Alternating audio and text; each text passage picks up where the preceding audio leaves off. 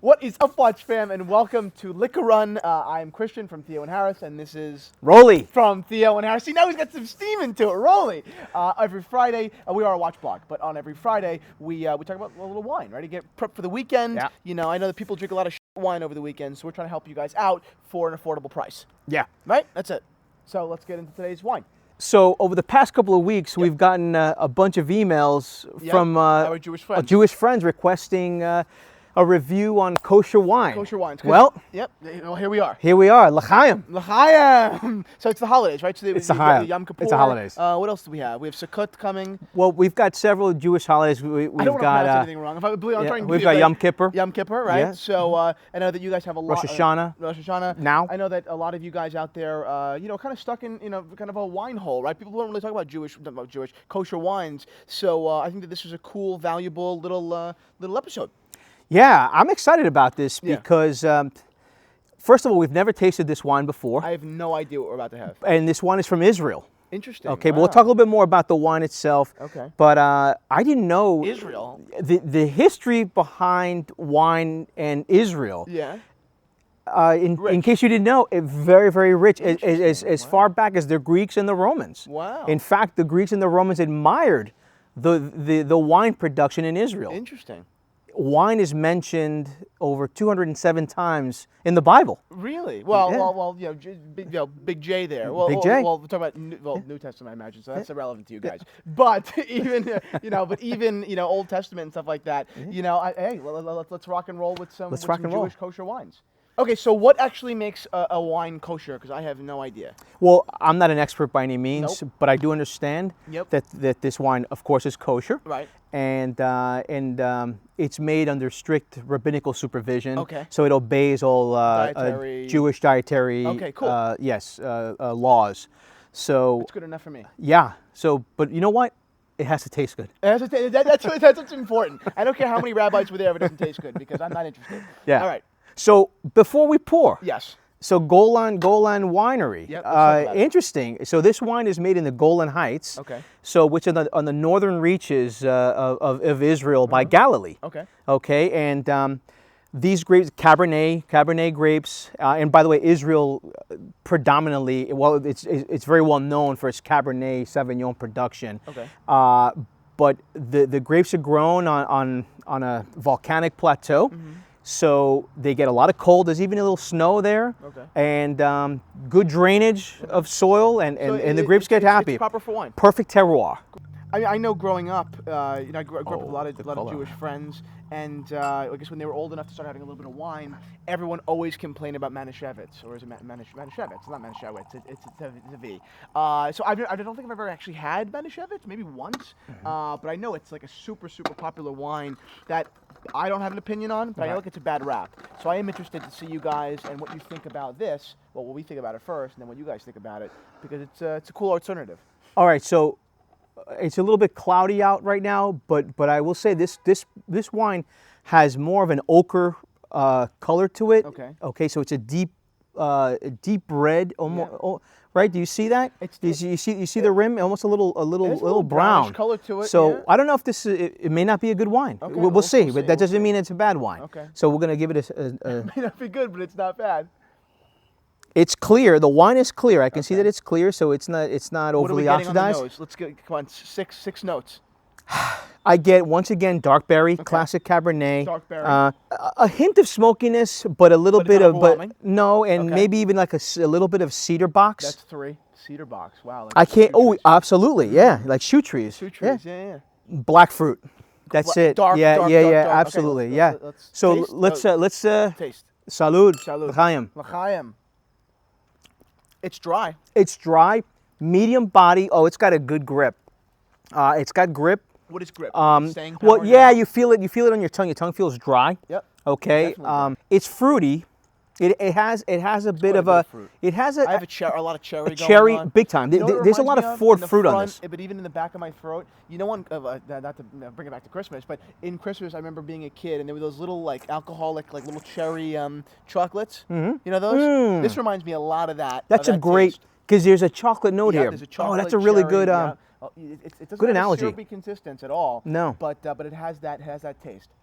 So just one thing about kosher wines. You can have kosher wines all year round. Yep. Okay. But I know. mandatory, right. So, and again, going back to how integral wine has been to the Jewish faith, you know, it's been used for thousands of years Right. For bat mitzvahs, bar mitzvahs, Pesach, Purim, okay, the Sabbath. Yep. Again, Wine and Judaism do go hand in hand. It really goes ways. hand in hand, yeah. I mean, yeah, 100%. So for me, this is actually kind of a cool experiment that we're doing yeah, here, it right? is. I mean, Yeah. I don't get any play or ever hear in a restaurant or really from anyone that I know about, oh, did you try that kosher wine? You know, like I said, Manischewitz. I mean, everything that I know about kosher wine really ends at Manischewitz, and I'm sure it is a deep world. I don't mean to imply otherwise, but everything that I know of it, you know, from a casual third party, kind of POV, I'm glad to see a little bit of depth there and a little bit of other option. Yeah, no, I like this. This is going to be good with hearty food because of course Cabernet. Yep. Okay. I would like steak with some pepper crust on this. Yeah. Yeah, that'd actually be pretty nice. Absolutely. That's I would do hearty meat. I'd want a pepper. I'd want something to kind of something balance out assertive. the sweetness, because there is a lot of fruit. There definitely is. So although I do want something powerful like a steak, like a meat, a flank steak, I'm dying not for salt, but for like a pepper bite, because there is, like I said, there's a lot of fruit here, and I want to combat that or complement it. And there's a good amount of alcohol. It's not. What is it percentage-wise? I mean, do we know? Maybe a 13.5 or 14%. Yeah, but it's not. It is 14.5%. Wow. Okay. Yeah, so it's big. But it doesn't taste. It doesn't taste like rubbing alcohol in your mouth. And plenty of wines at a lower number, even 13%. Sometimes you get this really alcoholic, really just, by no other words, alcoholic taste. Yeah. Here, I'm not being offended by that at all. The price? How much was it? $14? $14. I mean, that's a fair price. Yeah. Yeah, I'm thinking. This is a quality wine. I think the price is really important when you're drinking alone with your family, and I think the price is always important. But on holidays, price is so important because you're not drinking 3 bottles, you're drinking 12. I don't know how many people you have there, but if it's a big party, you can. I mean, I'm sure you guys know how quickly you can just run through bottles on Christmas. How many bottles are dead soldiers by the time the night's over? A ton. Yeah. So an extra saving $2-3 a bottle, that means a lot by the time the holidays are over, especially now with Judaism, because you have so many holidays lined up. I mean, you could really buy, a case of this, a case of something else, and if you're, pricing aggressively, you really can, save quite a bit of money. And you drink good wine. It's, right. And it is pretty good wine. I mean, when you go into the wine shop and you look for kosher wines, I think the one that really does stand out is Baron Herzog. And so, a quality player, but I guess if you wanna try something a little bit different from probably a lesser known producer, Golan is pretty good. What does Manischewitz clock in? I think $6. Right? I think Manischewitz is like $6. Yeah, but also Manischewitz is a sweet wine. It's Concord grape. So it's Concord grape. No, that's very sweet. It serves a different purpose in the at the Jewish table. Okay. Yeah, this is definitely, it's not cheap. $14 is not a small amount of money for a bottle of wine. I don't mean to imply that at all. But if you're playing in that $10 to $20 range, 14 is still pretty. It's pretty relatively. It's not totally inexpensive, but I think it's a really good price point, and I think it'll make a lot of folks happy throughout this upcoming holiday season, and and a time to be with family and with friends. Yep.